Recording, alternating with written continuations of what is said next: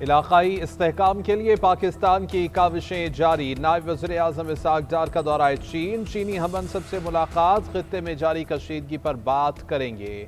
ایران امریکہ مذاکرات میں پاکستان کے کردار سے آگاہ کریں گے، تنازع کے خاتمے کے لیے سفارتی کوششیں اجاگر کریں گے، اب تک ہونے والی بات چیت سے متعلق آگاہ کریں گے۔ مشرق وسطیٰ میں قیام امن کی کوششوں پر چین کی پاکستان کی مکمل حمایت، چین کا پاکستان کی مکمل حمایت کا اعادہ۔ چینی ترجمان دفتر خارجہ ماؤننگ کا کہنا ہے کہ پاکستان اور چین اہم عالمی اور علاقائی امور پر ہم آہنگ مواقف رکھتے ہیں۔ پاک چین وزرائے خارجہ علاقائی اور ایران کی موجودہ صورتحال پر تبادلہ خیال کریں گے، مشترکہ طور پر امن، انصاف اور استحکام کے فروغ کے لیے کوششیں جاری رکھیں گے، کشیدگی کے خاتمے، جنگ بندی اور پائیدار امن کے قیام کے لیے باہمی تعاون کو مزید مضبوط بنانے پر متفق ہیں۔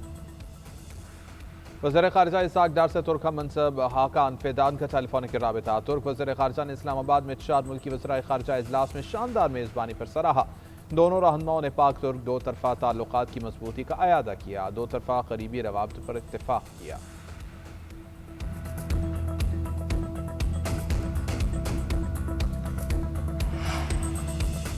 اسلام آباد پولیس نے کاروباری شخصیت عامر اعوان کے قتل میں ملوث گینگ کو گرفتار کر لیا۔ وزیر مملکت برائے داخلہ طلال چودھری کی آئی جی اسلام آباد کے ہمراہ نیوز کانفرنس، کہا واردات میں منصور خان گینگ ملوث ہے، جسے بلٹ پروف گینگ بھی کہا جاتا ہے۔ 5 رکنی گینگ میں افغان شہری بھی شامل ہیں۔ آئی جی نے کہا کہ کیس حل کرنے کے لیے 17 ٹیمیں تشکیل دے دی گئی ہیں۔ پولیس نے 4 سدہ اور مردان سمیت مختلف علاقوں میں 31 ریڈز کی اور 93 افراد سے انویسٹیگیشن کی۔ ایران جنگ میں ساتھ نہ دینے والے ممالک کو امریکی صدر ٹرمپ کے تانے۔ سوشل میڈیا بیان میں کہا کہ برطانیہ سمیت جن ممالک کو جیٹ فیول چاہیے وہ ہمت کریں اور آبنائے ہرمز جا کر اپنے لیے تیل لے لیں۔ امریکہ اب مزید مدد نہیں کرے گا، اب آپ کو اپنے طور پر لڑنے کا طریقہ سیکھنا ہوگا۔ جو ملک آبنائے ہرمز نہیں جا سکتے تو امریکہ سے جیٹ فیول خرید لیں۔ ادھر وال اسٹریٹ جرنل کا کہنا ہے کہ امریکی صدر آبنائے ہرمز کھولے بغیر جنگ ختم کرنے کے خواہاں ہیں۔ رپورٹ کے مطابق ٹرمپ نے اپنے قریبی مشیروں کو اس معاملے پر اعتماد میں لے لیا ہے۔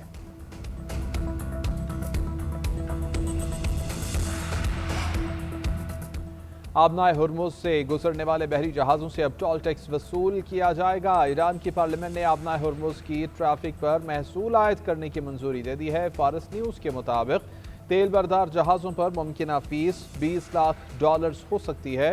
منظوری کے باوجود امریکی اور اسرائیلی جہازوں اور ایران مخالف ممالک کے جہازوں کو گزرنے کی اجازت نہیں دی جائے گی۔ ایران اسے عمان کے ساتھ تعاون کے ساتھ نافذ کرے گا۔ وہ ممالک بھی پابندی کا سامنا کریں گے جنہوں نے ایران کے خلاف عائد پابندیوں میں حصہ لیا۔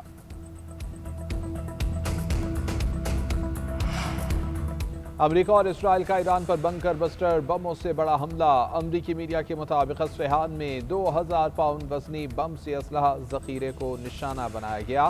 دھماکے کی ویڈیو ڈونلڈ ٹرمپ نے بھی ٹروتھ سوشل پر شیئر کر دی۔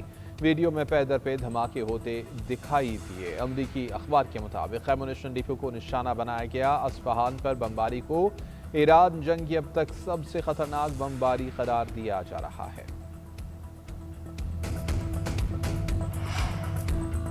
آپریشن وعدہ صادق کے تحت امریکہ اور اسرائیل کے خلاف حملوں کی 87ویں لہر۔ جدید میزائلوں سے اسرائیل کے command and control centres, drone hangars کو نشانہ بنایا گیا۔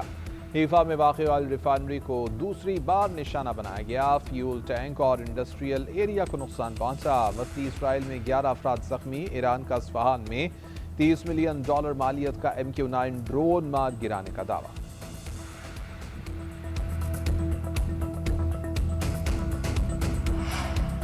پاکستان کو تیل اور گیس کے جہازوں کی سپلائی جاری ہے۔ پاکستانی جہاز بحیرہ احمر کا راستہ استعمال کرنے لگے۔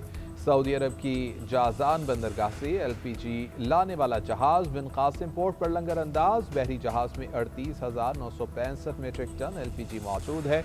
گیس کی منتقلی کا کام جلد مکمل کیا جائے گا۔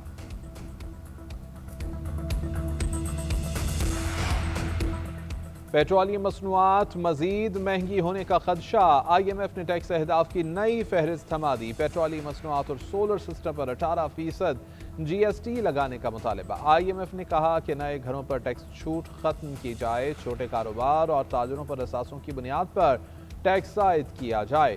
ایف بی آر حکام کے مطابق مالی سال کے پہلے 9 ماہ میں ٹیکس وصولی میں 600 ارب روپے تک کی کمی کا خدشہ ہے۔ درآمدات میں کمی سے ٹیکس وصولی متاثر ہوئی، سپر ٹیکس اور سرچارج سے خسارہ پورا کرنے کی امید ہے۔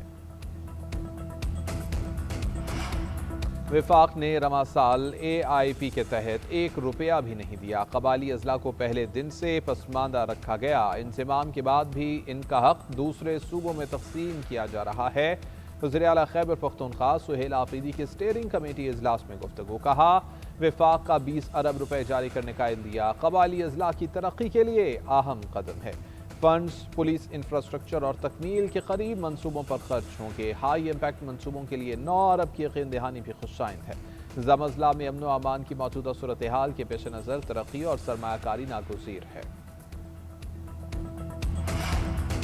فخر زمان کوڈ آف کنڈکٹ کی لیول 3 خلاف ورزی کے مرتکب قرار، 2 میچز کی پابندی عائد کر دی گئی۔ پی سی بی کے مطابق ضابطۂ اخلاق کی خلاف ورزی پر سزا دی گئی۔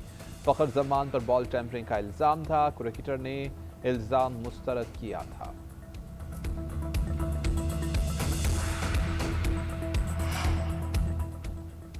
اور پی ایس ایل سیزن 11 کا میلہ 1 روز آرام کے بعد آج دوبارہ سے کھیل جمے گا۔ بڑے ٹاکرے میں اسلام آباد یونائیٹڈ اور پشاور زلمی نبرد آزما ہوں گے۔ قذافی اسٹیڈیم لاہور میں میچ شام 7 بجے شروع ہوگا۔